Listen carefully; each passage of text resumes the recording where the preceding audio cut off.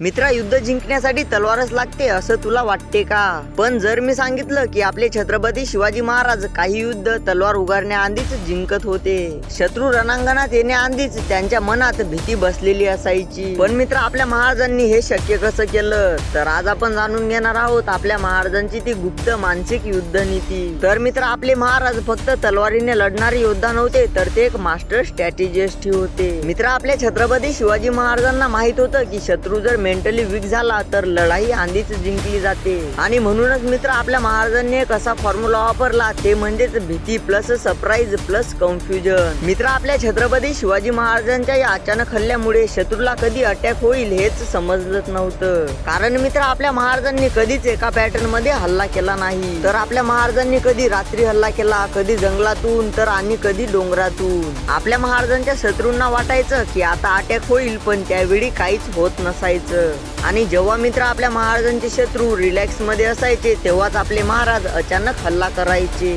आपल्या छत्रपती शिवाजी महाराजांचं नाव जरी ऐकलं तरी शत्रू घाबरायचा. कारण त्यांना माहित होतं अटॅक कधी होईल सांगता येत नाही आणि कुठून होईल हेही सांगता येत नाही. आणि मित्र, हीच होती आपल्या छत्रपती शिवाजी महाराजांची खरी ताकद, शत्रूंच्या मनावर नियंत्रण करण्याची. त्यानंतर मित्र, आपल्या छत्रपती शिवाजी महाराजांनी कधी कधी चुकीची माहितीही पसरवली होती. आपल्या महाराजांच्या शत्रूंना वाटायचं महाराज इथे आहेत, पण आपले महाराज दुसरीकडेच असायचे. यामुळेच तर मित्र, आपल्या महाराजांचे शत्रू गोंधळायचे आणि त्यांची पूर्ण प्लॅनिंग फेल जायची. आपल्या छत्रपती शिवाजी महाराजांकडे नेहमी मोठं सैन्य नव्हतं, पण त्यांनी बुद्धीने आणि मानसिक दबाव टाकून मोठ्या सैन्यालाही हरवलं होतं. आणि म्हणूनच मित्र, आपल्या छत्रपती शिवाजी महाराजांचं प्रत्येक युद्ध फक्त रणांगणावर नव्हतं, तर ते आधीच सुरू व्हायचं. आणि ते म्हणजेच आपल्या छत्रपती शिवाजी महाराजांच्या शत्रूंच्या मनात. आणि म्हणूनच मित्र, लक्षात ठेव, खरं युद्ध तलवारीने नाही तर मनाने जिंकावं लागतं. कारण आपल्या महाराजांनी आपल्याला शिकवलं आहे, पॉवर पेक्षा इंटेलिजन्स मोठी असते. आणि म्हणूनच मित्रा, तुला वाटतं की आजही आपल्या महाराजांची ही स्ट्रॅटेजी वापरली जाते का? तर हे कमेंट मध्ये नक्कीच सांग.